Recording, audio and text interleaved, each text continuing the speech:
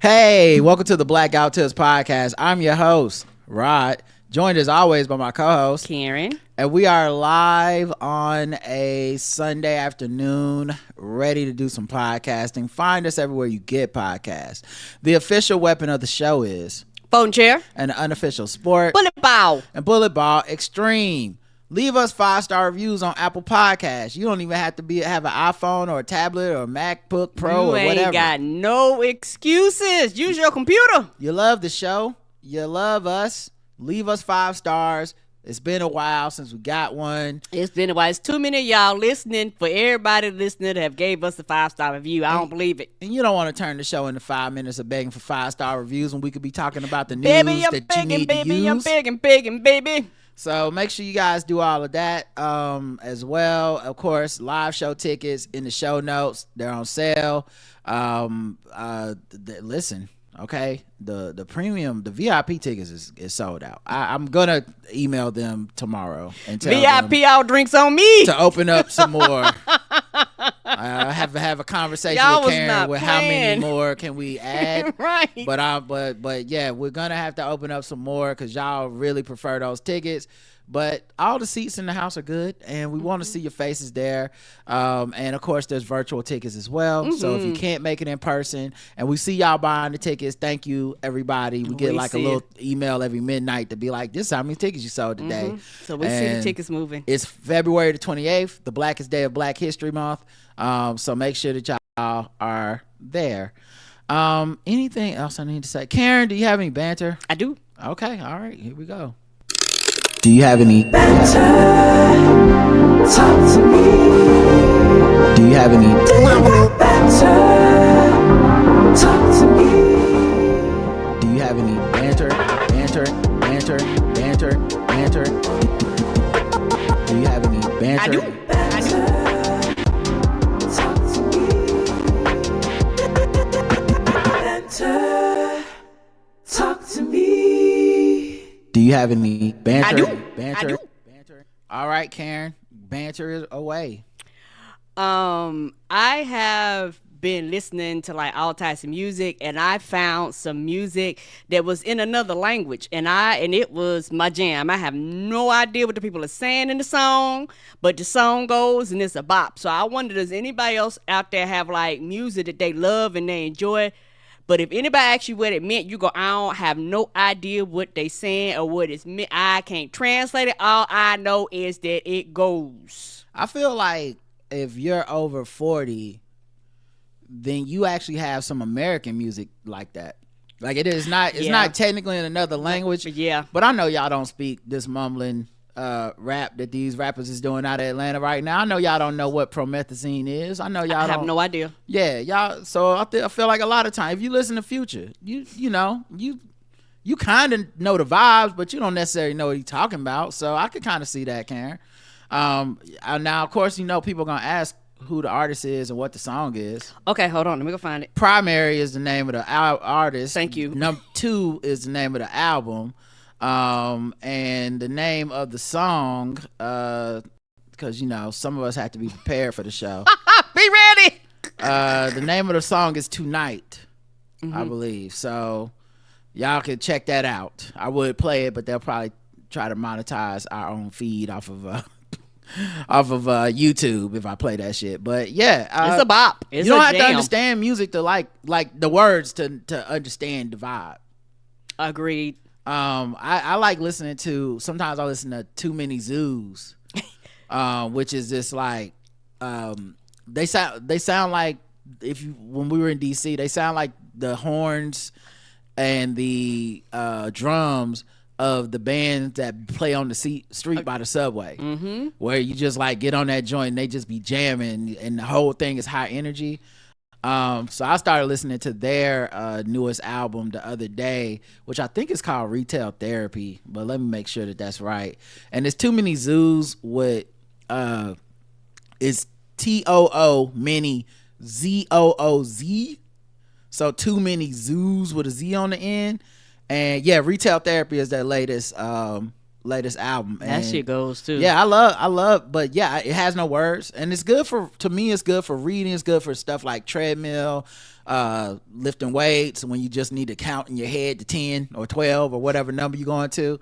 So yeah, I love me some music without the I don't need to know the words. And that's true too.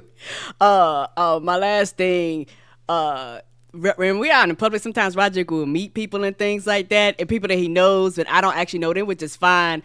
I think one day we was at a Hornets game, and it was somebody, he probably from the wild, whatever. He spoke. And AJ. And it was somebody that was with him, and before I could even throw my hands up and say, hey, they walked away. I was like, oh, okay, I guess you didn't want to say it. I was like, sometimes people just don't be in the mood to talk. I think he didn't see you coming over. No, this was another incident. Not that time, but it was like another time. We met somebody kind of in the arena, and I just thought, because I wanted to acknowledge the person that was with them. Right. But they just walked away, so I was like, oh, okay. Oh, so not the person I was talking to, but the person that was with them. Yes. Oh, yeah. See, I don't be knowing nobody business. So okay. If they don't introduce them to me or they don't introduce themselves, I leave myself out of it because that could be their side chick. Yeah. That could be a date. They could be arguing. That's what I started thinking. I was like, okay. I was like, I ain't got nothing to do with that. Ain't my business. And I'm not writing no headcanon that makes me the bad guy. So, because I'm totally awesome and willing to be introduced to people. So, me too. If you didn't feel the need to introduce them, I assume it's your business. And I'm not going to assume the worst, but whatever's up, it's not for me to know. Not my business. I'm not going to be your alibi because I don't know what's happening. But I just thought, I was like, oh, okay. But yeah, I got to remember, I'm just so used to speaking to everybody. I was like, oh, okay. All right. I go on about my business. Yeah, it was interesting last night. We went out for dinner and literally like just complete weird happenstance. A person who was a fan of our podcast got sat next to us. And us, we was sitting there reading comic books and Kindle and whatever and eating our food. We had just done a podcast with Mr. Span, so we was all talked out or whatever. But it was cool. Like, she sat down and I think was asking about your emperor shrimp or something, which was and seeing really if they had good dumplings and stuff, because I'm a dumpling slut. I love some dumplings. Okay, I'll fly out for dumplings. But they got some good dumplings at this place we went. I don't think it's called For a Good Time or something. Anyway, it is. So we went there, and then she asked about the dumpling, but then she was like, "Are y'all Rod and Karen?" And I was like, "Oh, wow, okay, yeah, we are, and it's nice to meet you." And we talked a little bit. She was very polite, very sweet. Like, it wasn't like intrusive or whatever. And even though I'm an introvert, I'm not socially, whatever it is that make, like, I'm not stand up. I'm not like, oh, get away from me, people. Right. It was just kind of like, she talked about like the show a little bit and liking our movie reviews and stuff. And then Karen was like, "You want to get a picture?" And I was like, in my mind thinking like, I hope now we aren't the weirdos that have overstepped our bounds. My bad. Because like, what's she supposed to say? No, I'm good. And I'd have been like, okay. Sure you would have. Or because I don't know what's going on in other people's head. They could be like, that's true too. Now I'm turning y'all down because y'all want the picture. And I'm like, I was fine either way. But Karen brought it up. But she was cool. And we took a picture. The waitress took it for us on Karen's blurry phone because she never wipes off the Hey, camera. Don't call me out. That's why you may see pictures of us at the Hornets game, and some of us may look clearer than the other people because some of us politely wipe off the lenses when it's their turn to take a picture of their wife, and some people just have you looking like you gone to the great heavenly glory beyond. But I mean, if you like pictures of me looking like you're your obituary, I'm so sorry. If you want to know what I look like, if you have astigmatism, sure.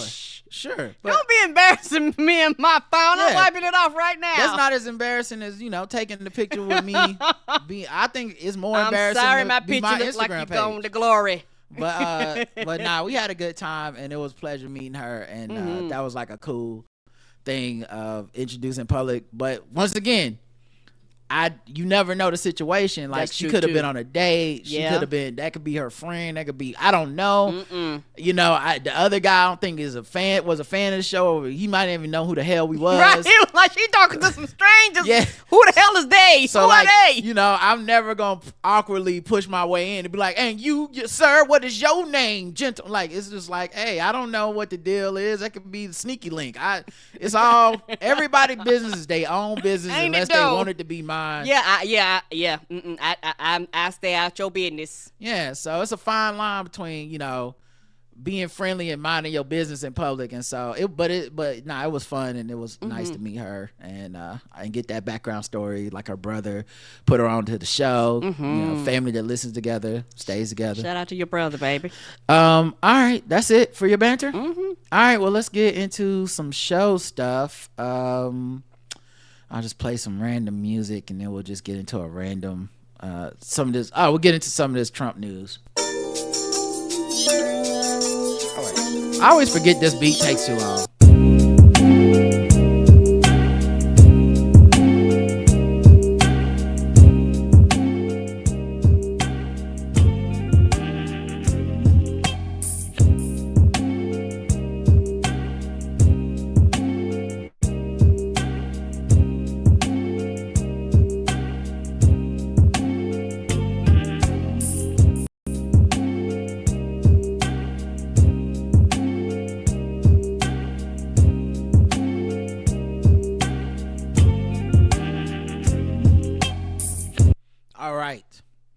Get into this news. I was gonna start with Trump, but then I realized I can't start with Trump, guys. That's crazy. The biggest news to me, Drake put out another freestyle. I haven't even listened to it. You haven't even listened to it? He's taking a lot of shots, Karen. And they're not all at Kendrick Lamar. Yeah, he love for other people to catch strays and ain't got shit to do with it. Yeah, like you would think at this point, if you're going to be rapping at all about this beef, it's going to just be all about Kenny and some type of comeback. But he's still kind of afraid to say that man's names, like say his name 3 times like Candyman. Like Beetlejuice. But yeah, he came back and he rapped, and I think they've actually taken it off of YouTube and stuff. I'm sure it's still up somewhere. Oh yeah, the internet forever. You can get it if you want it. Yeah, it says here play on Amazon Music Unlimited. Is that even possible? I don't know. Why would Amazon have it? I don't know.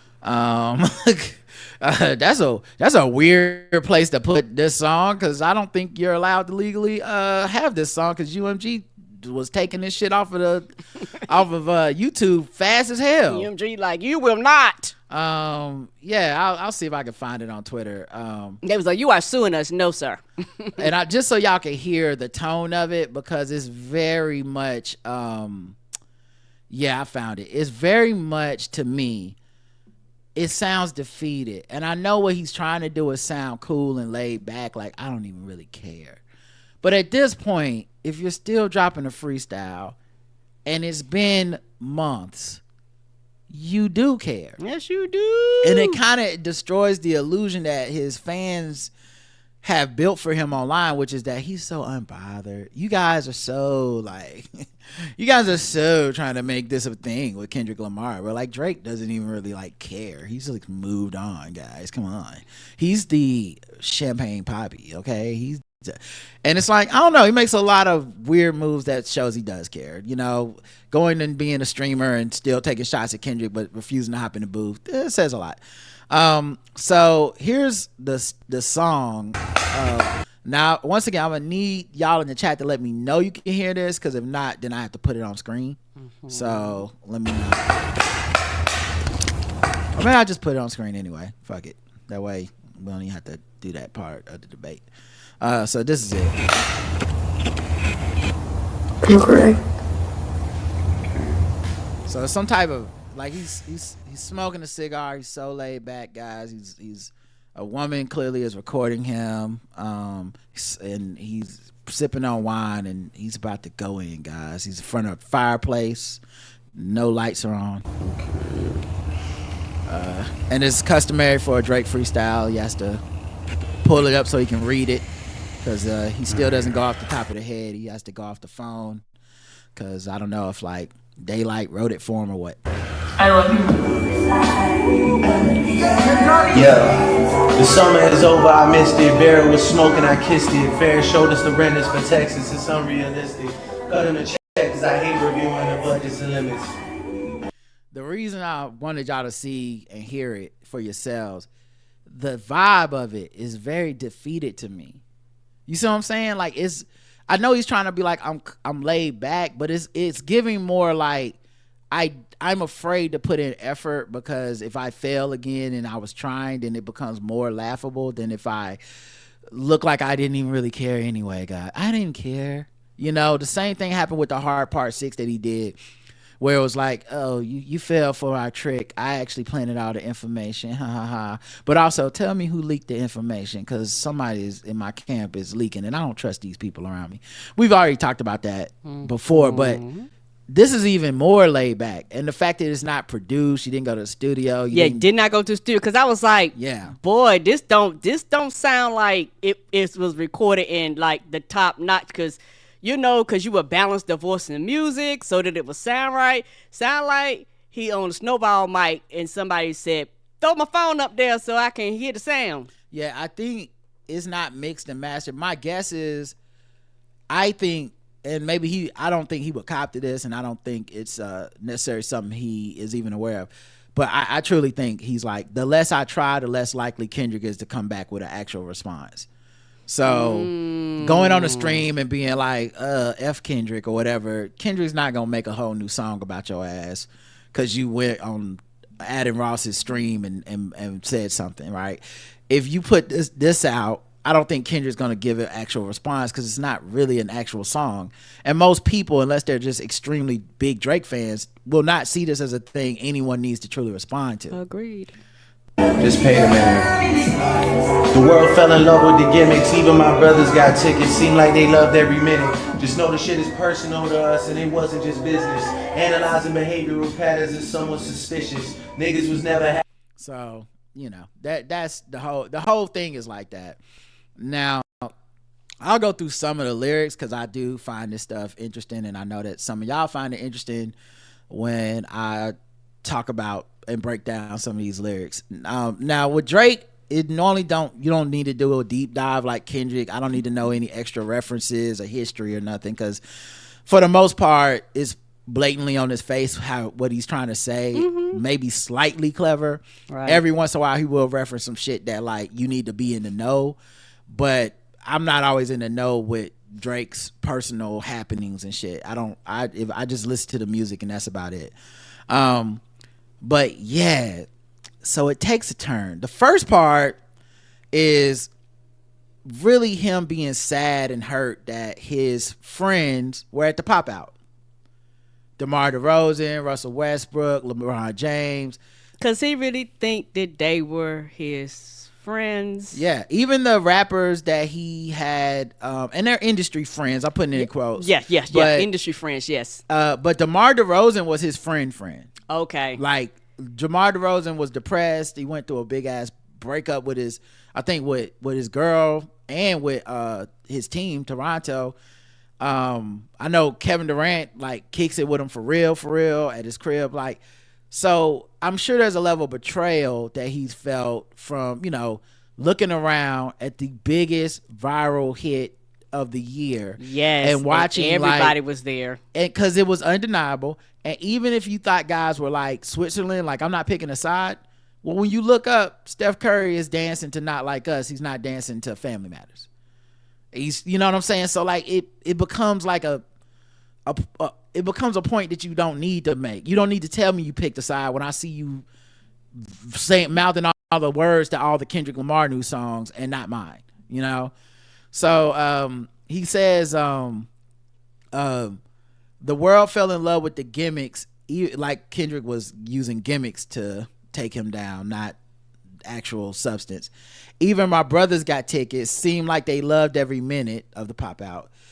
Just know this shit is personal to us. It wasn't just business, which is funny knowing that Drake's whole thing before all this was it's just business, it's not personal. I don't even give a fuck. Yes, sir. That was his whole thing. And ha, you taking it serious, I am not. And when you look at how much of this stuff backfired on him, it's even more so you don't. I'm gonna put this in a context that you can't avoid the accountability of it, right? Because I think that's what people are missing when they just say, oh man, he had some bars in this one, right? But let's put it in the pattern of what he's been talking about. Analyzing behavioral patterns is somewhat suspicious. I think he's trying to say like, when Kendrick was breaking down his behaviors and like, yo, you gamble, you don't take care of your fucking kids. It's like, that's real suspicious that you would talk about my parents and my family and me having a secret daughter and not like, why are you paying so much attention to my behavioral patterns? That's kind of suspicious, right? But keep in mind, this man had put out Family Matters, and he was saying Kendrick, talking about Kendrick's behaviors and personal. So because his didn't land, he likes to pretend that he didn't throw that punch. Right. You know, this is one of the things I hate. It's kind of an internet victimization culture that happens a lot. It's like when, this is a perfect example. It's like when you're on social media and you know someone has a lot of people that follow them. And so someone will say something completely fucking disrespectful to that person. Like, oh, fuck you, you piece of shit, or whatever.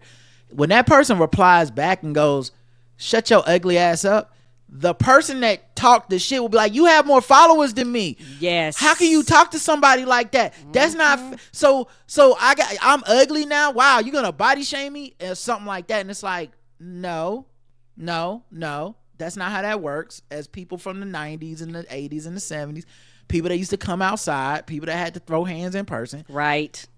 You don't get to be the pipsqueak once you done throw that punch. Yeah. Now it's just a fight. Yes, you get hit back, and now you want to act like you didn't have you. Now you want to act like I just walked up and sucker punched you, and I didn't exchange no words with you. You knew I was bigger than you and better than you before you threw that punch. Right. You just thought I wasn't gonna punch back, and I was gonna be your punching bag, and I was like, bitch, not today. And you was like, ouch, you punched me. So that's why I say analyzing is somewhat suspicious. You did that. You tried to do that. But yeah, he did a better job of it than you did. And now you like, wow, I can't believe he would do that.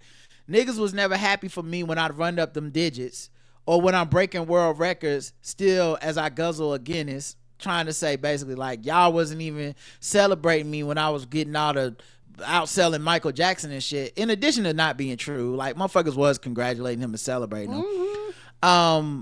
The other part of that is like, you made a lot of enemies in the industry talking down on people, coming at people's necks, trying to fuck people's girl. Like, you did a lot of that to yourself. And what happened was, I think Kendrick just made it, he just made it okay for people that already weren't really fucking with Drake to be like, you know what? Actually, I don't really fuck with this guy. Yeah. Yeah, because, you know, truth be told, a lot of people was keeping quiet because it was like, well, I don't mind working with him. He making me money, but I really don't like that nigga. And when Kendrick was like, no, I don't like him. Other people don't like him. I'm going to say the quiet part out loud. Yeah, you fell out with Future. And that's really, Future to me is the one that gets kind of lost in the sauce on this. Because Future, even though all he was really mad about is like Drake trying to fuck some girl that he liked or some shit, whatever, Future was the one who, as a cool rapper, keeper of the culture type nigga, when he basically let Kendrick hop on like that and say whatever he needed to say, I think it made it more of a bigger cultural moment of like, hey, Kendrick, go ahead and get him. I'm not gonna protect him no more. And a lot of people, I think, stepped back. And when everybody stepped back, they let them two dudes fight. They did. They let them fight. I don't think they didn't jump on him. They didn't pile on him right away. They basically said, we're going to let y'all fight. Yes. Drake, if everybody can remember go back to the time, Drake's first salvo that was really like coming at Kendrick, that was the one that named all these other people that hadn't said shit yet. Remember, it was like Rick Ross and fucking The Weeknd, and that's what I'm talking about. People that didn't have anything to do with anything. People are randomly. One thing about Drake, people randomly take strays, and then they like, what do I got to do? I'm trying to literally stay out of this. Now I'm gonna pick sides because I got hit by a fucking bullet. And I genuinely think that the reason he did that, and I said at the time, but just to reiterate, I think the reason he came at all those people because he just didn't have enough ammunition on Kendrick Lamar. So it was like, let me throw in 5-6 other rappers who also I know have problems with me because I've said and done shit to them in the past. I know they're going to pop up on me in the middle of this beef. So let me have a preemptive strike. I'm going to say something about these guys before they can get to me. But at any rate, it kind of backfired because now the whole culture, Kendrick's now speaking for everybody. But this idea that they didn't celebrate Drake when he was getting those numbers, that's not true. They did. They just what it is, and he may have gotten to the truth of this. They may have just been celebrating, but never really been that happy for you, right? In particular, because like, yeah, we don't really respect you, but hey, congrats, you did it. Or when I get my 5th Maybach because the color is different. Remember, we traded watches. I gave you Arabic dial. You gave me a numbered edition. I'm sure that's those lines in particular are not about rappers. Those lines right there are about LeBron James. LeBron James, not a rapper. So apparently LeBron and Drake are both watch enthusiasts. They've like taken, so it's like the suspicion then becomes like, so are you talking about LeBron giving you a watch and now you feeling kind of betrayed? Because right before this freestyle came out, there's a video of LeBron James who just celebrated his 40th birthday. And he was, matter of fact, I can pull it up. He was having a good time and dressed in all black and rapping along to his, favorite song or whatever. And, or a song, I guess, favorite song of the time or whatever. And do you know what song he chose, Karen? Is it They Not Like Us? No, it's kind of even worse. It's a new Kendrick Lamar song called Man at the Garden. Oh. And here's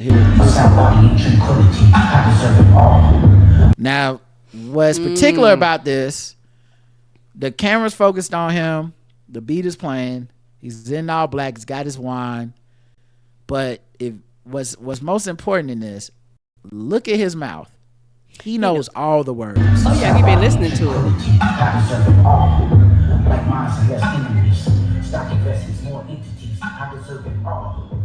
Now, why that's important is, as a pop culture enthusiast, LeBron James don't be knowing the words of shit. LeBron will fuck some lyrics up. LeBron and don't mind recording himself and putting it up anyway. Like he'll just.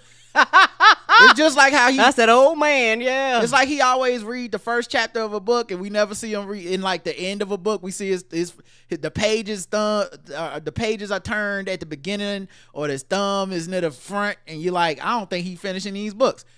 He do that with rap too. Like he'll start off and like, I know he knew all Glorilla's lyrics, so I think he does take criticism and feedback. But like he's put up many a fucking time where it's like, he don't know the words of this. He know the words of this.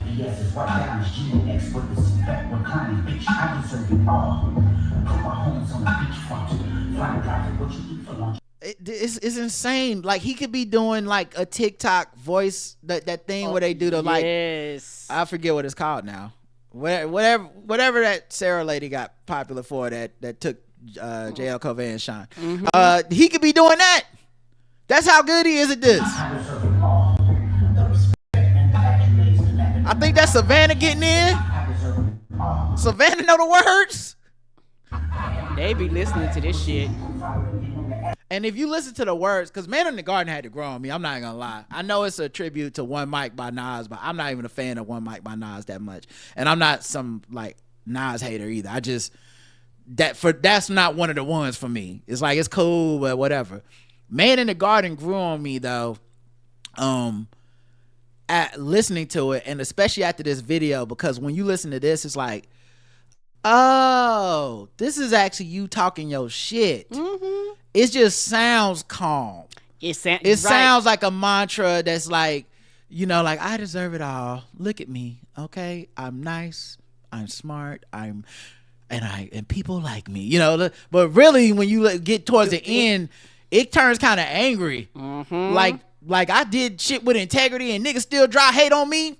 I deserve this shit, nigga. Fuck y'all. Tell me why you deserve to be the greatest of all time, motherfucker. It's like, oh yeah, that's 100% LeBron James. LeBron James from 17 years old has been told why he ain't the greatest of all time. 17, yes. And he has built a resume that most people that even hate on him or just think he ain't the greatest would still put top 5, top 2, top 10. Like you ain't got him at the bottom, bitch. You ain't got him at the bottom. But the amount of disdain they have for those that put him at the top.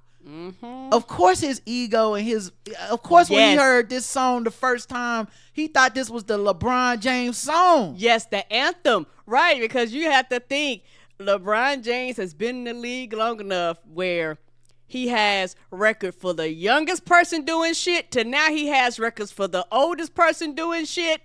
And some records he broke his own record. Yeah. And he tired of people saying, why don't he just retire? Why don't he just...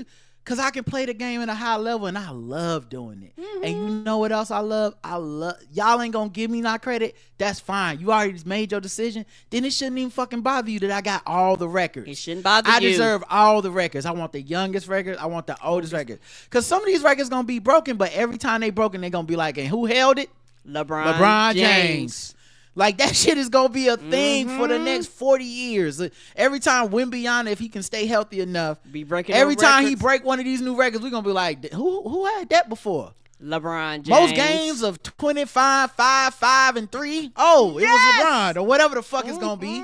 So, so it makes sense that this is his shit. Drake ain't never wrote no song that can make LeBron feel like this. Right. Where it feel like it's about him.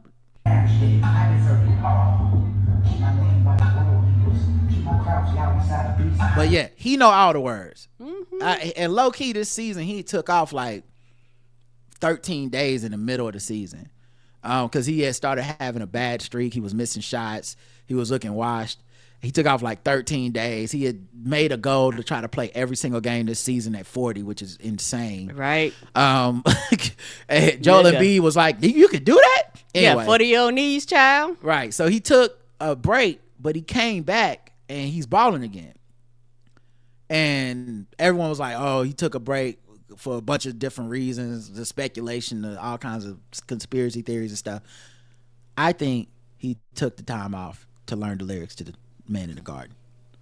Cause what the fuck? Memorized it for his birthday. He was like, my birthday coming, I'm gonna know these songs. I'm gonna know these lyrics. I'm pretty sure he took all this time off just to be in the mirror getting it like, and I'm gonna say it like this. And I'm I deserve the accolades. No, he said accolades. Like he got it right. What the word say, baby? Right. Asking Savannah, come in here. Savannah even know it. Yes, that's his kids and shit. I love it. She was like, the shirt is nice. He was like, fuck it, I don't need a shirt. But back to these lyrics, because now that you know that this ain't about Kendrick, this is another reason I think Drake is low key doing shit like this because it's stuff that Kendrick won't respond to. This is a diss to LeBron James. Now that's a completely different fucking point. Yes. Why am I in it? What? Now why am I in it? You go fight that man. Yes, go fight him. Get in the booth. I ain't got nothing to do with y'all rap beef. Okay, you know I'm 40 and I can't rap. Right. That's like if LeBron James was like, come play me one-on-one then, Drake. Like, what? Hey, Drake, I went to Toronto the other day and the Raptors beat us. So I would like to play you one-on-one since you from Toronto. It's like those two things don't go together. Beat them niggas on the court. And that's the court for Drake is that booth. Go, if you want to fight Kendrick, go fight Kendrick. Yes. Stop being on the internet all sad, sipping wine, smoking cigars. Right. Wearing parachute pants. Doing sad freestyles about how LeBron James had too much time partying with Kendrick. Yes. Was you mad you weren't invited? I don't know. God, this guy's a whole bitch. What's wrong with him? I don't understand this guy. He was so... The fact that he had a run for this long and that he's always shown like signs of being just a very whack dude, but I always felt like he had more good than bad when it came to like his whackness. It was like, yeah, but he can rap. A lot of his songs are jams. Like, I just skipped over the stuff that I wouldn't identify with. I'll never identify with Marvin's Room. I'm not that kind of person. I think it's kind of a weird version of like his version of misogyny is like a different type of misogyny, but I'm used to misogynist in rap. It's not like I'm turning the the misogyny off for being misogyny. I'm just turning off because it's kind of weak. It's like, girl, how you gonna dress like that and go out with this guy even though I'm fucking 7 other women? That's fucked up. You supposed to be waiting on me. I thought you was a good girl, whatever. And it's just like, damn, bro, you kind of sound like you crying or some shit. Like, right, get out of here. Like, can't you just listen? We're not saying it's good, but can't you just call them bitches like Snoop? Like, why are we doing this? I mean, go straight to the point. Why are we fucking around? Yeah, like, why are we? Do it expeditiously. Yeah, stop trying to make me feel sad for the fact that she won't let you cheat on her. Right. I don't know what to tell you on that one, But yeah, so he goes on to say, because like I said, it switched from Kendrick, like, oh, you analyze my behavior, to, by the way, LeBron, we traded watches. You said you would even check up on my son like a pediatrician. Like, you used to call and check and see how my son was doing. Sure convinced the gang this shit was rooted in love when it isn't. Show me how different we are. There's blessings in juxtaposition. I guess now you boys gotta abandon your summer tradition. This is because LeBron normally comes to OVO Fest, which is Drake's thing in Canada. So he's like, I guess you ain't coming up here no more. Cold shoulders I gave in the Hamptons. It come with the distance. Figured we was always gonna be close like ovens and kitchens. That's not. I'll say less about that. Well, he's been through a lot, guys. Okay, maybe not every line's gonna be. It's my fault. I'm putting overlapping this with like Kendrick's level of lyricism, and that's not fair to him. And you're not gonna get it. Mm-mm. Yeah, that's not fair to him. Anyway, like ovens and kitchens, I was sadly mistaken. The loyalty wasn't a given. I also feel like I would be more positive about this freestyle if he actually had like rapped. Mm-hmm. Like the way he said the lines, cold shoulders I gave in the hand and they came with a distance. Figured we always gonna be close like ovens and kitchens. I was sadly mistaken. The loyalty wasn't a given. Then he'll like stop, sip on his drink. It's all good. And then get back. And I'm like, I feel like this shit would hit different if you was like rapping it like started from the bottom. You know what I mean? Like, cold shoulders I gave in their handles, it came with a distance. Figured we was always gonna be close like ovens and kitchens. I was sadly mistaken. The loyalty wasn't a given. Like, if he would have been like that, it's like, not trying to funny. It's one of those things where I'm looking at you like, be serious, because you're not taking it seriously. Go to a booth, get some people in there, let them mix your shit and make you sound like you professional. Yeah. I don't want to hear your YouTube version of a fucking rap beef. I cannot take this song seriously. Yeah, it reminds me of like, if y'all have ever dealt with a narcissist, which I don't know if y'all have or not, but I feel like at this point everyone has. They can mimic certain things even though they don't necessarily experience the emotions the same as everyone else. They can mimic certain emotions. And this feels like someone's manipulative, like mimicry of someone who's depressed. Like, guys, I'm so sad, and y'all should feel bad for me. Y'all should be on my side. And so I'm supposed to forget, like, you started a fight, got your ass whooped, and I'm supposed to feel like you got jumped, when really you just kicked the hornet's nest of all the rappers and people and all the blacks and called us slaves and shit, and then was like, wow, I can't believe y'all got mad at me. They back on me. I'm so sad. Y'all turned y'all back on me. What I'm supposed to do now? He says, the niggas cried the blues for you, saying it wasn't malicious, talking about we family. Well, now I'm not the cousin to visit. Once again, I think this is about either LeBron or DeMar DeRozan, because DeMar DeRozan has been very public about his depression. He was one of the first NBA athletes I saw even publicly talk about being depressed. And like I said, Drake and him got through a hard time for him. Like, DeMar DeRozan was down just in life, and that was his homie. I actually kind of understand why Drake would feel a level of betrayal for DeMar DeRozan being in that fucking video, because their more than relationship LeBron was close. Yeah, like, y'all actually was pretty close publicly and shit. God forbid we ever got to tarnish your public image. Now that line, I think, is about LeBron. So not that first part. First part might be about DeMar or LeBron. I don't know. Niggas cried the blues to you saying it wasn't malicious, talking about we family. Well, I'm not the cousin to visit. God forbid we ever got to tarnish your public image. I loved how he switches to the to we instead of me. Like I'm gonna do this to you. Now it's we. God forbid we ever gotta, like, now it's not, it's out of my hands, guys. All that brother talk as if I really discovered a sibling. 6 degrees, my memories retrieving our humble beginnings.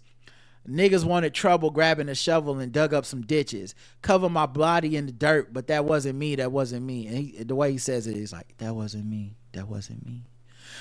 Keep in mind, I'm reading these harder than he rapped these.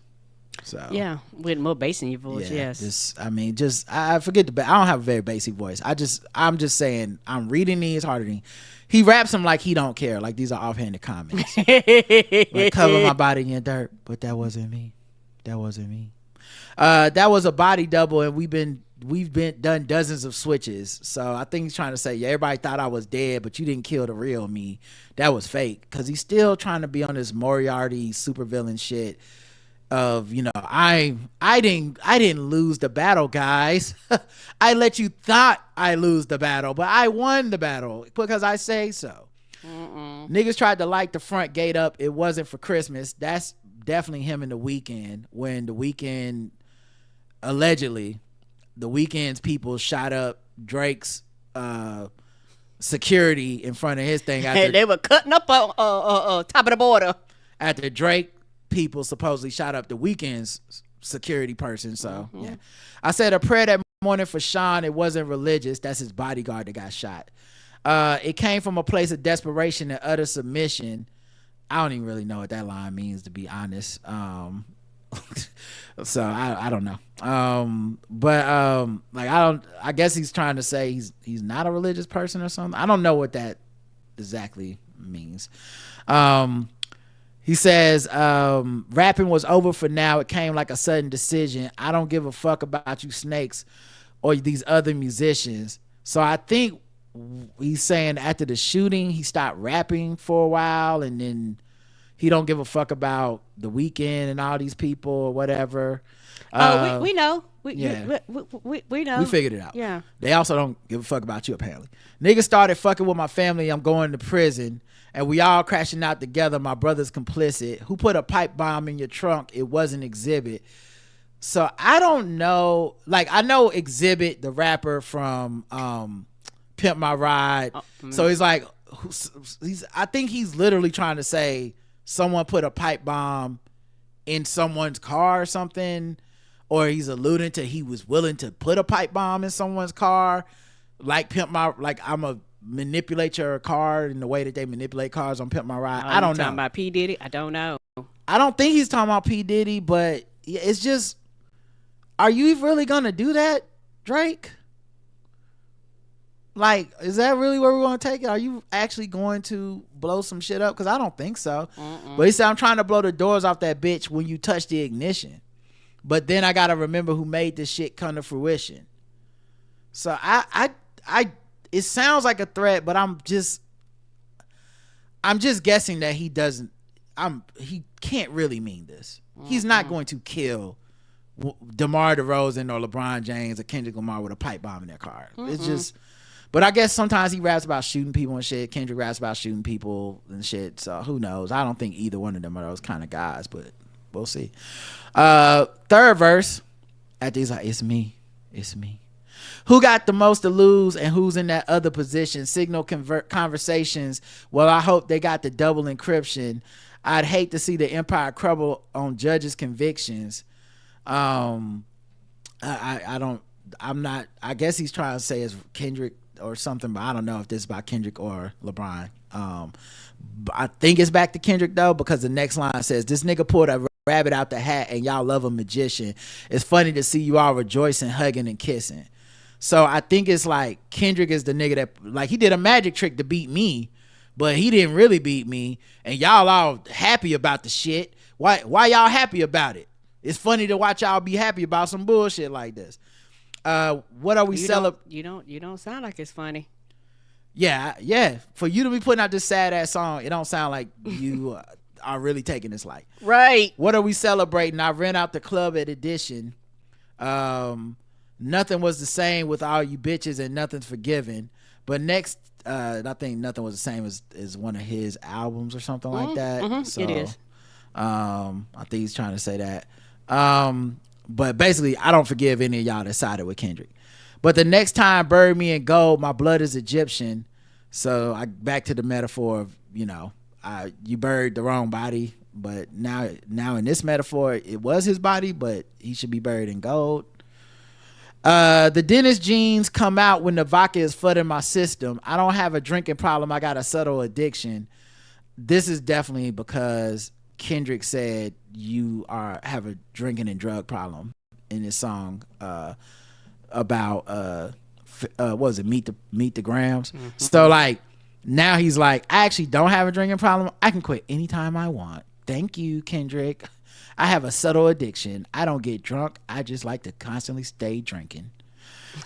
I got my father's habits and I got my mother's permission, which is, this line is one of the weirder lines in here. But here's why it's weird. Because I have friends who are like, is he admitting to being a pedophile? I was like, no, that's a ridiculous thing. And he would never admit to that if that was even true. No, what he is, I think, admitting to is this like, yeah, I drink. Yeah, I gamble. Yeah, I'm a womanizer. But my black dad was also this way. And my mom never really seemed to care. And the reason that is a weird fucking line to pull up is that is actually a fucking line that Kendrick alluded to in Meet the Grams. When he was addressing Drake's mom, dear Sandra, your son got some bad habits. I hope you don't undermine them. Like, does he listen to what Kendrick be saying or not? Because why would you give him this win? You're essentially being like, you right. That is exactly what happened. I do bad shit and my mom's okay with it. Oh, anyway, not a big chest guy, I guess. My dad has another child. I told him that wasn't my sister. Grew up with dozens of Jews, churches with dozens of Christians. I don't know why the Jews is up in it. I also developed a deep respect for the Muslim religion. I'm staring at my daddy while y'all tell me I wasn't that nigga. Basically, I have a black dad, so I am black. Kendrick, you can't call me not black. Stop calling me white boy Rick Ross. If I'm not black, why is my dad black? Leave me alone. Who cares about the khakis? And I'm pretty sure that this line before about grew up with dozens of Jews, churches, is because during all this battle shit, motherfuckers went to the archives and put up, the old Drake clips when he was, for lack of a better term, Jewish. Where he was, before he started developing this like blackness, American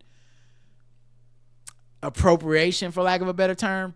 Before he started doing that, he was kind of on the opposite side of that. And then he also thought black people in America were the real racists and all this type of shit. And so I think those things really did hurt him. I think it really did bother him a lot. And so I think now you're all caught up. He put out a freestyle, and I think he's talking about LeBron James. And I think he's just very hurt. I think he's very hurt that the world like decided, that from the beginning. Yeah, that the world just decided that we're not with you. And he wasn't number one no more. Yeah, and I think he doesn't. He'll never come out and flatly say that, but this is the closest he's gonna get to it. Right, because he consistently would brag about anytime anybody would say anything to him. His thing, he would consistently say, who gives a fuck about what y'all say? I'm breaking these records. I'm selling these albums. I'm number one. Like he wrote on that. So before it didn't matter, but now it does. Right. So, I don't think Kendrick's gonna respond to this, mostly just because I think Drake did a lot of stuff to make sure this was a song you don't respond to. Agreed. I think he went out of his way to be like, I'm not going to, this won't be on an album, this won't be streaming, UMG's gonna make me take it down, I'm not gonna master it, I'm not gonna like everything to make Kendrick and everybody, and for the record, rest of us no one I've seen expects Kendrick. If Kendrick responds, he responds. But no one's like, Kendrick got to hop in the booth. Everybody's like, okay, I guess, back to business as usual. But yeah, that was the big news for Kendrick's like, him. whatever, I'm getting rid of a Super Bowl. Yeah. So, good luck to him or whatever. Good luck to you all. Really wish he would have if you're going to bring it, I just want you to bring it. Yeah, if not, you could have kept that. And also, stop trying to make me feel sorry for you. You started a fight and you lost. Y'all, he literally started a fight. He literally was like, say something. Why don't you say something? You're quiet. You're quiet. You ain't saying nothing because you scared. Drop. Like right. And it's one of those things where. And that was like 13. People forget. There was like 13 days between him doing push-ups and Kendrick dropping a song. And everybody was like talking shit like Kendrick got to say something. Kendrick the one who's scared. Kendrick won't do well, drop then, Kendrick. Better give him something. And now it's like, wow, when was Kendrick gonna let this go?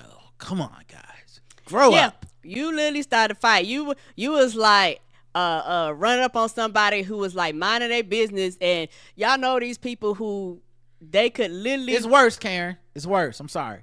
It's not somebody who's minding their business. It's somebody that secretly was hoping you would fuck with them the whole time. Yeah, okay, yes. It's even worse. Okay, yes. That's different.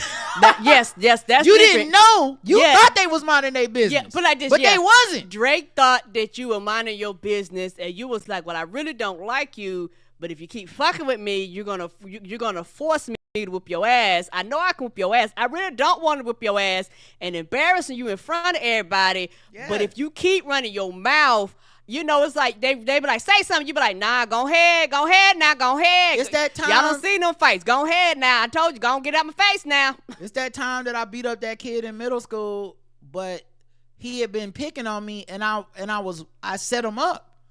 I was waiting on him, and I was like, he didn't know I was waiting on him. He thought it was just gonna be another day of picking on me. And he came in that locker room, and when I pulled him over that bench and gave him the beats, it was suddenly like, get off of me. It went from drop to like, really, guys, seriously, you gonna keep punching me in my face? Y'all, everybody go sit and watch me get my ass whooped. It was like, well, you wanted to fight, didn't you? Right. So yeah, anyway, let's get to some other news. That's the Kendrick and Drake of it all, guys. I enjoy breaking these things down, and shout out to Drake for giving us something else to talk about. I still think he need to stop being scared. If you really just gonna keep coming at this man, you need to keep doing it. You need to get in the fucking booth, or you need to let it go. Right. You can't have it both. No, you can't have it both ways. Only your most hardcore dick riders are going to praise this shit. Are gonna think that. And now that you're crashing out on LeBron James and shit, you're not beating the not like us allegations. I'll tell you that much. Like, LeBron James is, literally royalty, King James to American blacks. Like, even those that just love Michael Jordan to be on his dick, they don't love LeBron. They don't hate LeBron James and love you. Right. That's a small Venn diagram of people that's like, I hate LeBron, I love Drake. Like, there's a lot of people that's like, I love LeBron and I love Drake. There's a lot of people that's like, I hate LeBron and I hate Drake. But I don't think you gotta, you playing a real thin line of people. A small percentage of people. But I hear it though. You going through a time over there and it's hard to get through. Through the fire. It's hard to get through the fire. All right. That was a long thing, but I enjoyed that. Let's get into another segment and I'll play some different music. So we put commercials here later.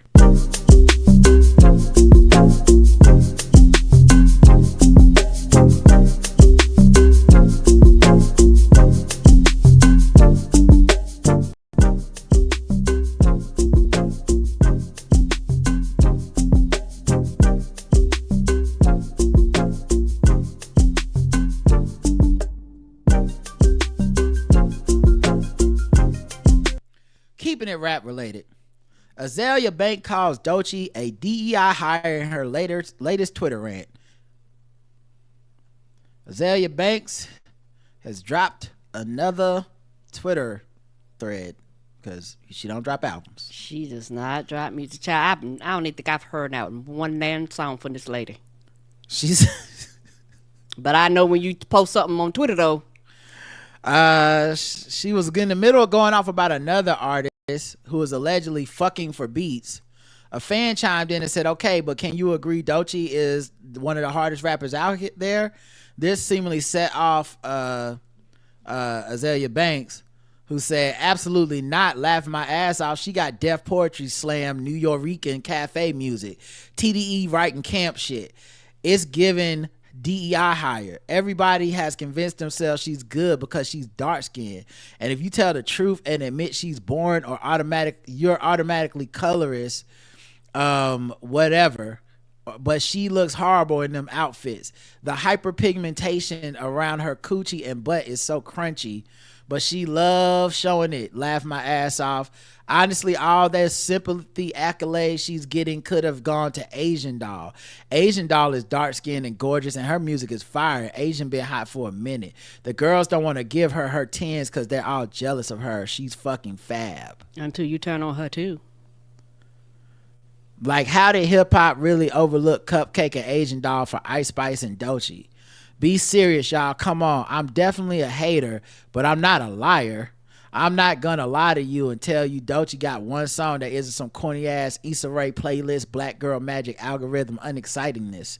She does nothing for me. Someone at TDE sucked some dick for that Grammy nom because no one knows any of them songs, LOL. Plus, I really fuck with Flo Milli too. Plenty of fabulous dark-skinned girls getting overlooked for not being ugly enough to give sympathy support. Ma'am, you have a whole lot of words for somebody who I don't know. I don't know you. I don't know a song. I don't know an album. Everybody tell me you a rapper, but you got shit to say. Well then rap, bitch, rap. Get in the booth. I'm treat you like I treat Drake. Get in the booth and rap. I really wish she was fast so I could agree with you all in saying I'm a hater, but I'm not. It's not giving, and all the cunts in the industry agree. Laugh my ass off. The gays be saying she looked like a bag of rocks.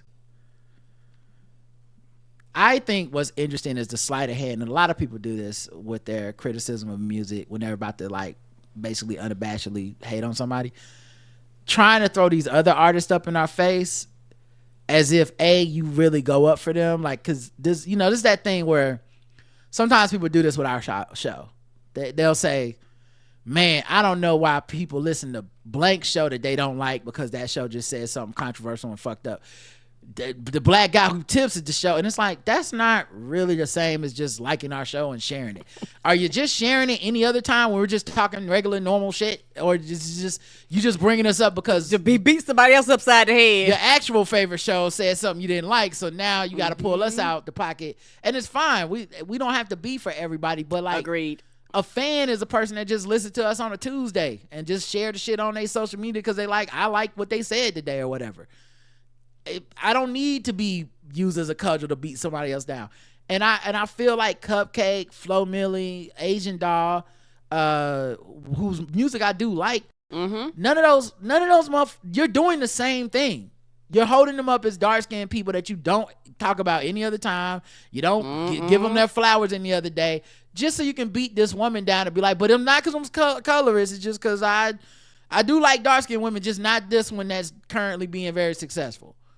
So I do think it's kind of, but I feel like it's a badge of honor for Doechii, because you're really nobody until Azealia Banks is hating on you. She's hating on some of the greatest. Some of the greatest And of she'll all turn around. time. She'll turn around 30 days from now and be on your dick like she Yes, used to and do praise Beyonce. them. She used to say all that shit about Beyonce, and then a couple days later, some shit, and she'd be like, "I love Beyonce. She the greatest," and she act like she never said the other shit before. But keeping it rap news, okay, or music news. Rick Ross, he has a message for oversleepers. Okay, some of y'all be oversleeping. Okay. And Rick Ross apparently is not a fan of that at this point. He's like, y'all got to stop all this oversleeping. I'll try to play. To the money hustle. Pretty sure an ad is gonna play when I do this, but let's try to see if I can play it. Just because the website I'm on, ballalert.com, I always try to slide an ad in there when you hit play. So let's Motherfucker, get your motherfucking ass up. It's motherfuckers around the world getting to the money, hustling. It's motherfuckers who ain't got none. It's motherfuckers who got it all. And you still in the bed? If you don't get your motherfucking ass out the bed and put them dirty feet on the motherfucking floor and start running towards your goals, Ricky Rose gonna put his foot in your ass. It's not like a personal message. You need to talk to whoever was late to a meeting. I wasn't. Thing is, kids forgot to get up and do like some chores. Something happened. Somebody made him mad. They was late for something, and it was not me. Take me out the group chat, sir. This feels like a cameo. You know those cameo things where you can have a celebrity say something, and then you send the video to your friend. You know, like "Happy birthday, so and so." This feels like a cameo. Somebody specifically getting Rick Ross to send to their friend. But like Rick Ross is their favorite rapper, but this motherfucker was lazy as shit. What we gonna get him for his birthday? Rick Ross telling him to stop being lazy. But yeah, shout out to him. I appreciate Rick Ross' motivation. I'm gonna put that on repeat in my life, so that every time I want to sleep in, I'm gonna hear him telling me get my dirty ass feet or something on the floor and run towards my goals. Teedra Moses. Who? I was waiting on it. Okay. I thought you was going to keep going. I was like, I don't know who that is. Teedra Moses claps back and threatens fan over criticism of her R.Kelly praise. I will slap piss from you. So Teedra Moses went on the R&B Money podcast, which is Tank's podcast. We talked about this last night on Mr. Span's podcast, which I just said podcast a lot of times. But I don't know if it's out yet, but if it's out, you check us out there too.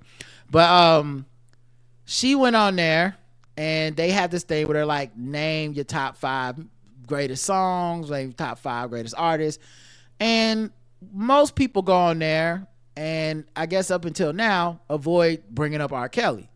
Even though technically R. Kelly did have a huge era of hip hop of R&B that he ran. And at this point, I assume most of us are omitting him from our greatest list, but not based on like the merit of like was the tracks good, but more on the merit of like you don't want seems to be a horrible person, and I don't feel like dealing with the blowback on saying right this guy is either music I still listen to or music that I want to continue to give credit to. I'm not judging one way or the other, to be honest. All the money from playing his tracks goes to survivors of his abuse. So if y'all want to listen to that shit, listen away. I'm not one to honestly judge. I know there's plenty of people that will judge, is why people aren't listening. I don't listen to it personally, and it's just I honest to fucking God cannot listen to that music and not think about what he did. If I could, I would listen to it. I really would. I'm not trying to pretend to be better than anybody. There's plenty of artists that just don't rap about or sing about the crimes they did, and I listen to that shit. You know, I listen to James Brown. James Brown apparently was beating the shit out of his wife. Right. None of the songs sound like it. Well, they all sound aggressive, but they don't. The songs aren't like "I'll beat the shit out your ass" or whatever. I have a hard time listening to Mystical. Them songs sound like a rapist song. You know what I mean? So it just varies by artist, and R. Kelly's just one of those guys I can't get past. But once again, I have no problem with this. I actually don't have a problem with her saying this is one of my favorite songs. So she said one of her top 5 greatest R&B songs to her is The Greatest Sex, which is from 2000. The problem I have with that is, one, that is not even one of R. Kelly's top songs. Nope. Now, that's her favorite. That's her list. Right, that's her list, her personal list. But like, I'm shocked that it's in your top 5. I feel like he got bigger hits than that was better than that. Yes, he does. But okay, you want to throw it all away for this? The real problem is the blowback to it, which I don't know how you don't anticipate. It is the internet. Motherfuckers are constantly mining these podcasts for fodder and making comments on social media and being outraged. Somebody went on Twitter, Trixie the Pixie, and said, I did watch the R&B Money podcast of Teedra Moses. She added her, Teedra Moses. And I sincerely would like to say, fuck her. I don't know how many times we have to repeat that Robert Kelly was writing songs about sex with teenagers. And the reason why it's so visual is because it is teaching kids how to fuck. Because Teedra Moses in her praise of the song said it's one of the greatest songs because you can close your eyes and see everything that he's saying, and he's one of the greatest songwriters ever, even though we know he don't write or read. So a few days later, Teedra Moses went on Twitter, replied, and she later deleted these, so that's not necessarily a good sign that you're standing on business if you have to delete it. Right. But she said, fuck you, you ugly bitch, and I ain't blocking you because I got time in the new year to bless you with these words. 4 exclamation points. Not 4 of them. 3 or 4. 4. You don't know me, but those that do know what I'm about, go play with your support dog, bitch. Don't play with me. Coming on this app with that bullshit, I will slap piss from you. 2 exclamation points. Someone replied, just FYI, when you say, oh, I love R.Kelly, I don't care, what you're saying is, I love niggas who rape and fuck kids and I don't care, at Teedra Moses. And then Teedra quoted that. That's what you are saying. I'm not the person you could put words in their mouth. I like R.Kelly music. He had mad amazing art. I like many other horrible character people. Go start your bullshit with a bitch that don't stand 10 toes on who she is. I have compassion for all victims. Well, you know what? That last one was, I'm not gonna front. That was a pretty good comeback. The last one was a good comeback. The first one, I don't know. The last one, she didn't say it nice, but this woman did say fuck you to start the conversation. Right. You came in on 10, right? But I understand the sentiment of what she's saying, which is, you're trying to say that that's what I am supporting. I'm telling you, I'm not supporting that. I like this song. I think it's a great song. I do not support this guy being a rapist. I'm not a rape denier. I'm not defending his sexual assaults. This motherfucker is a horrible person who made a dope ass song that I like. So if I'm gonna be honest, I'm not that outraged. All right. Karen, nothing to say. All right. Because it's one of those things where it's a reason why, because I've listened to Tanking and podcasts, so it's the reason why they ask this just about every show. I haven't listened to all the shows, but they ask this, and most people, and it's a lot of people that they ask within various different genres and things like that. Some have worked with him. A lot of people have worked with him because he was so prolific for a certain period of time that if you are of a certain age and you are still in the industry, you worked with him, and you literally worked with him at some period of time, big, small, and different. And a lot of those people, they don't bring him up, but they don't bring him up for a reason. You chose to bring him up. So it's one of those things where if you choose to bring him up, you're going to deal with the backlash of bringing him up. Could they have talked better, nicely to her? Yes, but it is the internet. The internet's going to do what the internet's going to do. Like, she probably is better off not responding at all, but that's pretty much everybody. Right. And yeah, the person did kind of put words in her mouth, which is a complete, shout out to Conflict is Not Abuse. I know I bring this book up a lot, but that is what happened. Teedra Moses was not on that podcast saying R. Kelly, but he good or whatever, or like it wasn't the he innocent. Right. It wasn't, and I think that's important here because what I think she's mad about is this person mischaracterizing what was said and taking the words out of context and being disrespectful, right? And I think it doesn't really come across well on the internet, which is probably why it's deleted. And because it should have you should have just never replied to it, because it validates it when you reply to it and everyone goes in your mention. Yes. And nobody ever looks at as opposed to and they start going by what people are saying you're saying and not what you're saying. I think her stance is a reasonable stance that we've seen many a time, which is, I like X artists, I don't support X artists' actions. Whatever they did. Yeah, and also we live in an era now where if you personally, you've made a decision that I don't like this artist, I can't support this artist, blah, blah, blah. That's a personal decision that you have made. You cannot take whatever your personal decisions on the artist is and apply that to everybody. The shit don't work that way. Yeah, I think, I think context is very important here. And Teedra Moses approached it with a lot of complex simplicity, which is a good album that she made. And I never understood why she didn't become a bigger star. But maybe behind the scenes, she was she was one of these people who's like, I gotta keep it real. R.Kelly is still the GOAT. And they was like, you know what? Maybe we don't put Teedra on this track. I don't know what happened behind the scenes. But yeah, I don't know. I saw the internet being outraged at that, but now that I read it in context, it's really don't seem that outrageous to me. No, but like you said, the internet does what the internet does, and the whole thing, everything's about context, everything's about things, and like a lot of shit, like you say, when something happened, nobody sees the first punch. Everybody looks up when the second punch is thrown and want to throw flags. And you're the play. celebrity, all right? So they want to already attack you, even if you want, even if it's just to clown her level of celebrity. Like a lot of people, doing what you did. Who? And she ain't nobody and all this shit. That's why you ain't make no album. So she ends up catching a lot of heat, and that's not really initially based on what she said. Right. She probably would have been better off going on her podcast, making an IG post, or literally just ignoring it. Because once somebody says you said something you didn't say, there's almost nothing you can fucking do on Twitter. Ain't that the truth? You have to let it go. Motherfuckers will have more fun pretending you said something you didn't say.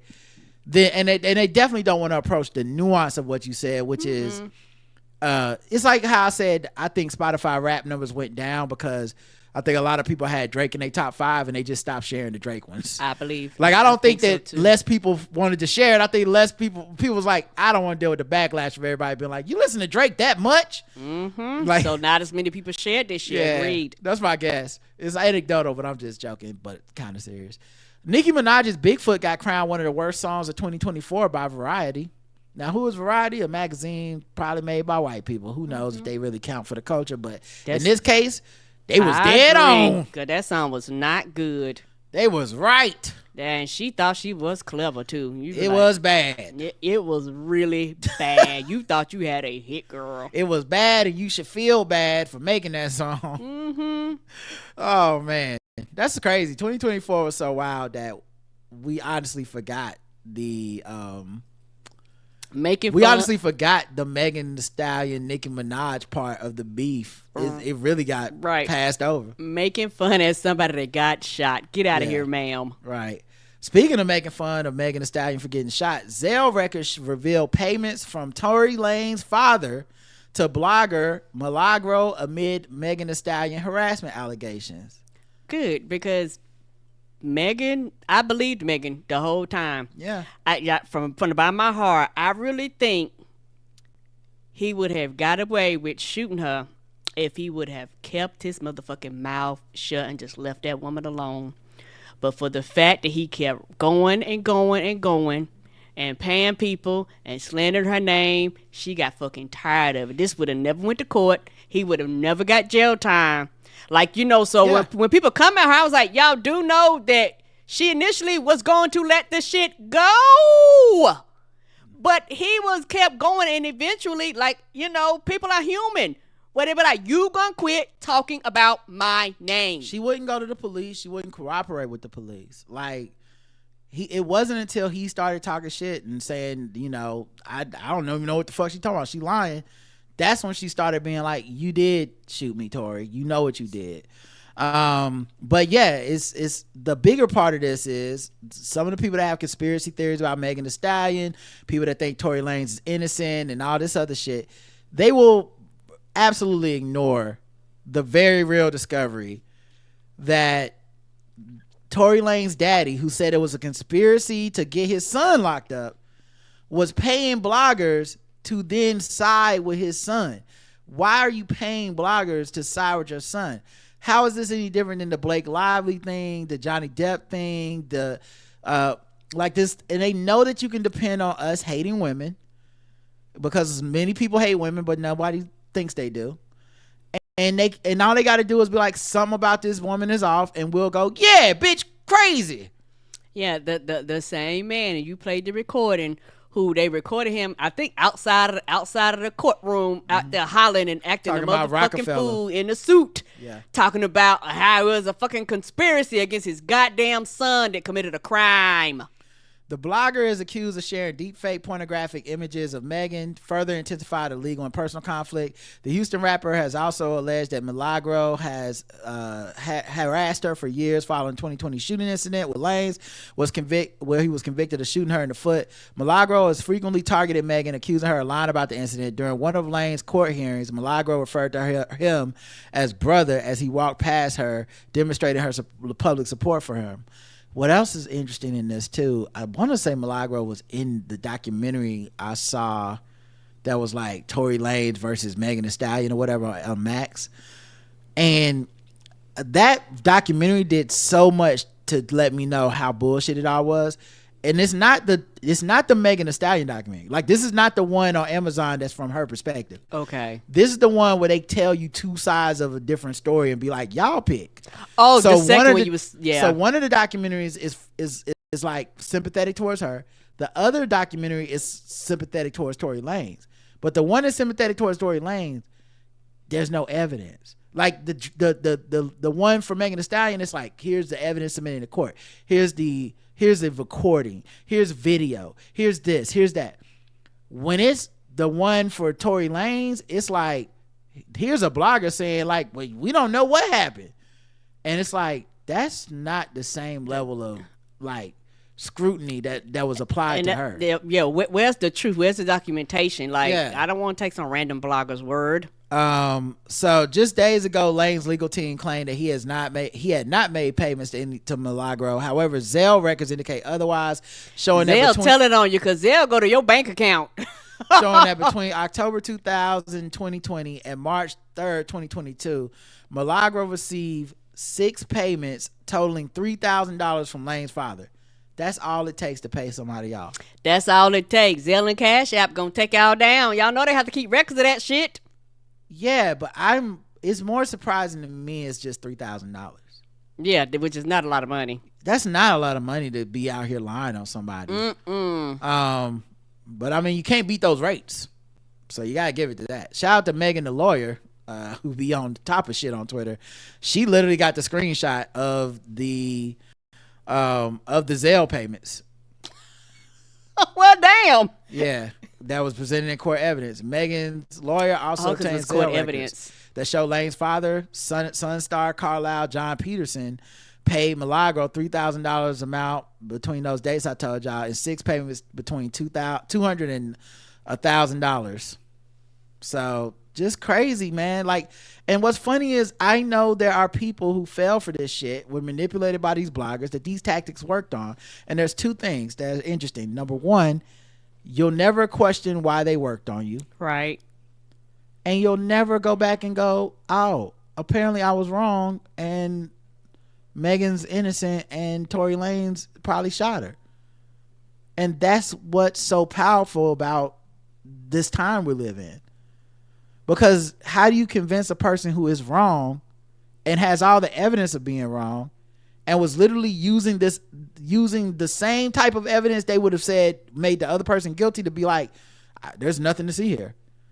I don't even know what you do with a person like that. Because none of them are going to stop and be like, maybe I hate women. Shit. Damn, that was easy to get me to believe that bullshit. So, yeah, we just got to pretend that this doesn't matter to them. So, anyway. But yeah, I guess Rock Nation will not crumble. And the conspiracy is actually involving your ass. So how about that? How about that, dog? Let's see. We'll do one more thing before we get out of here. We're coming back throughout the week. What do I want to do for my last thing? You know what? Let me do some Guess the Race. Before we get out of here, guys. It's been a minute since we did Guess the Race. Here we go. What time is it?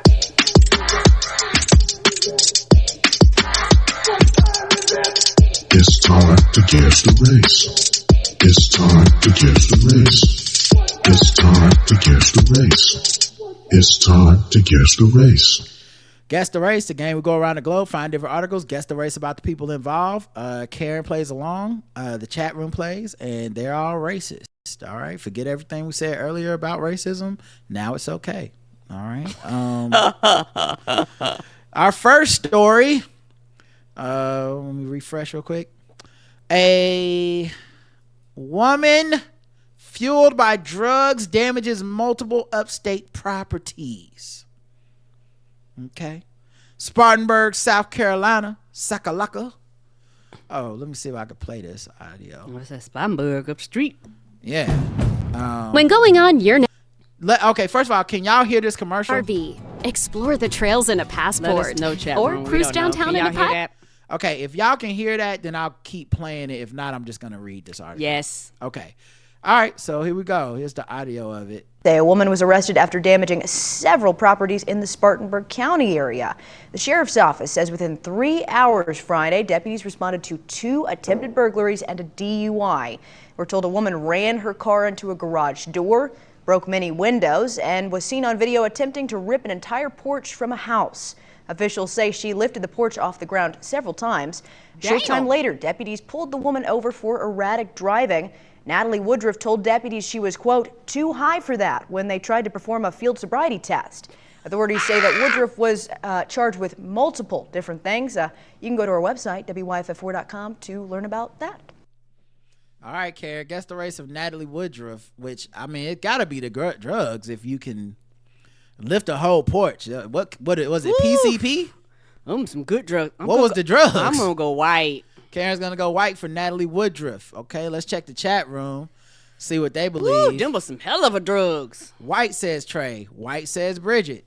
White, gotta be crackhead meth strong. White says, wow, white. Definitely black, says D. Definitely black. Wow, how can you be so sure? Super Karen. She too high on that method, white. White and Susan Strong, white with them white people drugs. The correct answer is everybody went white except one person. And the correct answer is black. You all got it wrong. Oh, I guess that person was right.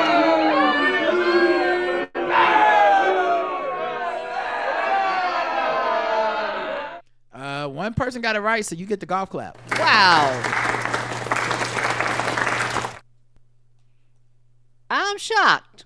I am shocked as well, and I saw the picture. Duh. I'm like, how is that possible? How? Sure, there's not a white woman in blackface. Right, what's happening? Who does that? All right, let's go to the next one. It is the black guy who tipped, so we have to cover this story. It's only fair. Customer stabbed over delivery tip. Oh no. That's how it goes. Angry that she only received a $2 tip on a $33 order of pizza and chicken wings, a delivery driver allegedly clocked out of work and returned later in the night to stab the female customer 14 times. Yeah. Now, At least she ain't doing it on the clock, apparently. Yeah, you know, Domino's ain't got covered. Here, what I do like about this story is, in addition to her responsibility of clocking out to do this, she clocked out, then she crashed out. In addition to that, what I like about this story is it'll never happen to me because I tip. I over tip. So I will be fine. The rest of y'all. Yeah, sometimes we get our food quick sometimes, particularly if it's a place we order and the drivers kind of know us. I think they put our shit on top sometimes. I'm just saying. Be careful. Yeah, we over tip. So we ain't gonna hide this problem. This is a nightmare I'll never have. I sleep fine in my bed every night. Right? Knowing I took care of the delivery driver. Even if they did a bad job, I'd be like, well, it's not the tip problem. It ain't the tip problem. Brianna Alvelo, 22, was working Sunday evening at Marco's Pizza. Marco's. They probably don't want me to sing it now. Right? Don't associate us with this. When she was dispatched around 10 p.m., nearby the Rivera Motel to deliver food ordered by Melinda Irizarry, 26. Irizarry, her boyfriend Bobby Brooks, and the couple's 5-year-old daughter were celebrating Brooks' birthday. As alleged in an arrest affidavit, when Irizarry handed over $50 for the food, Alvaro began walking away with the money, and Melinda had to stop her and ask for the change. Irizarry told the cops she did not want to leave such a large tip. Now, I can't understand that. If it was $33, you gave someone a $50 and they went $17 of this is my tip, with just the assumption, not even the offer of change, that is a bit egregious. And I can definitely understand. If they be like, whoa, you want your change, then you go keep it. That's a whole that's other totally thing, different, right? But assuming that you were getting 17 on a 33 is a lot. That's I don't even know what percentage that is. 20% is $6 on that, or a little over. So 20% will be $7 on that basically. So 17 is that's like a 40% tip or some shit or whatever, like the 33% tip. After rooting around for smaller bills, Irizarry and Brooks tipped her $2. Melinda explained the female rolled her eyes and walked away without saying anything. Police charged that Alvaro and a male accomplice, both dressed in black and wearing face masks, showed up at the hotel 90 minutes after the food delivery. Upon hearing a loud knocking, Irizarry opened the door and the two visitors burst in. The male intruder brandished a gun while the woman, whom cops later identified as Alvelo, began rummaging through the purse and the family's belongings and even smashed the child's Nintendo Switch. God damn. What the baby got to do with it? The baby took an L for no reason. When Alvelo pulled out a knife, Irizarry turned away to shield her daughter. That's when Alvelo began striking Irizarry multiple times with the knife. It was discovered Melinda was stabbed 14 times in different areas of the body and just found out from the hospital that she was a few weeks pregnant. God damn, she tried to kill that woman. A brief police probe identified Alvelo as a suspect in the attack. Yeah, it's not really gonna be a murder mystery. You know, like this is not gonna be crime of the week on CSI. This is gonna be solved in the opening before they get to the opening credits. Right, this is gonna be like 5 minutes of a 30-minute episode. Yeah, that's weird. You smell like pizza and you look like the woman that I gave a $2 tip to that rolled her eyes and said, "I'll be back, bitch." She became upset about the tip she received. She was charged with attempted murder, aggravated assault, kidnapping, and home invasion with a firearm. Her male companion has not been identified. Well, she a real one for keeping his thing, because he a ride or die person. I'm not going with you. No, you come talking about we about to commit a crime, I be like, you got it. And so you about to go to jail forever over a $2 tip? And you need a ride? I don't think so. All right, Karen, guess the race. Who are we guessing the race of? Obviously the stabber, Brianna Alvelo. Latino. All right, let's check the Latina. chat room. All right, let's check the chat room, see what they believe. White, because she was entitled and could do math to know what it should have been. Alicia, that's so racist. It's magnifique. That's 10 out of 10 racism. Only white people can count. Hispanic. She's done this before. Latina. You order extra toppings, senorita. Latina, Hispanic, Latina, Anglo Latinx, Latina. She getting deported. Latina. The correct. Oh no. We laugh because it's true. The correct answer is Latina.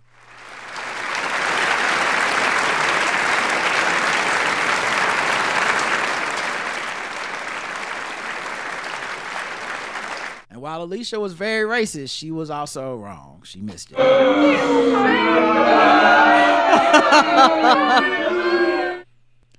Man, that 14 times. You meant that shit. Yeah, you definitely took it. It took it there. You took it down on that one. I feel bad for Nintendo Switch. Took an L for no reason. Yeah, the baby in the Switch. Knocked Mario down for no reason. That's fucked up. Right? The baby in the Switch is that's needless. You didn't need to go there. All right, well, Karen, you're 1 for 2. You're 1 for 2. Yes. So let's go to the bonus round. What time is it?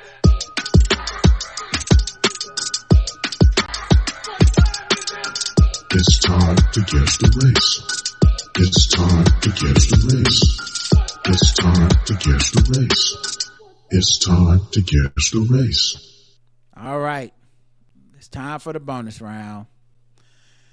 Last story. A bear spotted stealing Christmas presents in Estero gated community.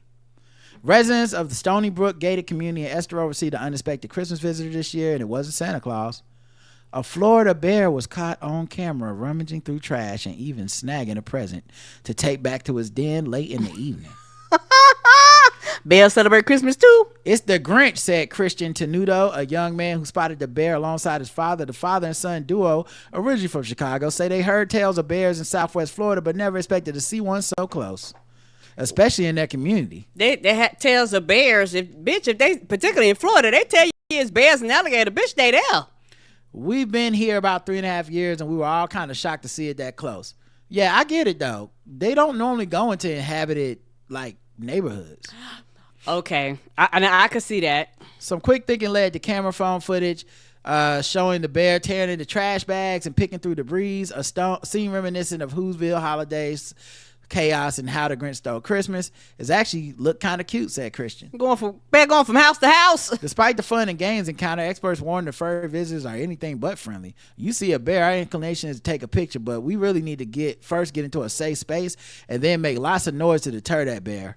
Local wildlife experts urge residents to secure their trash and avoid leaving food outside to discourage bears from lingering in the area. If you see a Florida bear outside of its natural habitat, can contact Florida Fish and Wildlife Commission. Karen, guess the race of the bear. I'm gonna go black. Karen's going with black bear. All right, let's check the chat room, see what they believe. In the white neighborhood, cause child. Black bear, white neighborhood. Okay, I hear you. I'm leaving with something. Denzel Barrington Black. Negro, says Ramsey D. Jenkins. That's hilarious. Brown bear, says Nerdy the Sensei. Black Negroid bear, DEI higher. I don't know which race that is, Cass. Okay. Latinx brown bear, says KGH. White because they called it cute instead of a thug. They didn't say if it was drinking a Coca-Cola or not, so I don't know. He's a darky, says June. The correct answer is, Karen, you said black bear. Mm-hmm. You got it right. Getting booed? Yeah, I'm sorry.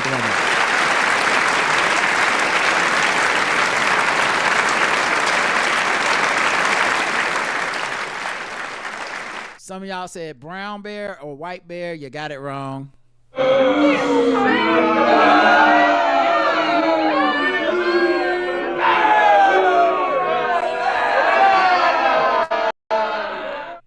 So that's the bear there. And yeah, it was black. Okay. You hate to see it, but at the same time, stop leaving shit out if you don't want the bears to show up.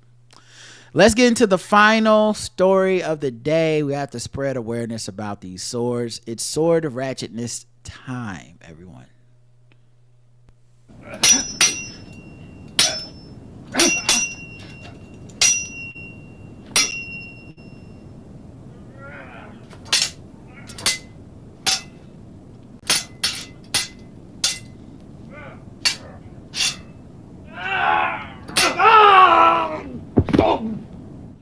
Argument escalates when man visits neighbor with sword and firebomb. A war of words among neighbors turned terrifying when an offended man showed up in someone's driveway with a sword in one hand and a homemade bomb in the other in Southwest Florida. It happened at 2 a.m. Sunday, December 8th. The victim stated that a neighbor threatened him while holding a glass bottle with a cloth wrapped around his top, claiming it was a Molotov cocktail. He threatened to throw it at one of the vehicles in the driveway and light it on fire. He also pulled out a sword and tapped the windshield of a vehicle while threatening the vehicle. A Ring doorbell camera recorded the encounter. The man was gone when police arrived, but was located at his home on the next block. They interviewed the 36-year-old man, confirmed that he was using a bottle with some gasoline in it and brandishing a sword to make a point, he said. Make a point. Point made. Is the point I'm crazy? The suspect said he went to the residence to send a message regarding disrespect to a family member. He was arrested and charged with manufacturing, possession, and incendiary device. So yeah, there you go. Sword and a firebomb. They escalating over here, guys. Apparently so. Y'all be safe out here. Please be safe out here in these streets. I don't want nothing to happen to you. All right, y'all. That's it for today's episode. Thank you for listening. We'll be back throughout the week. Thank you. Until next time, I love you. I love you too. Mwah. Bye, everybody. Now hop.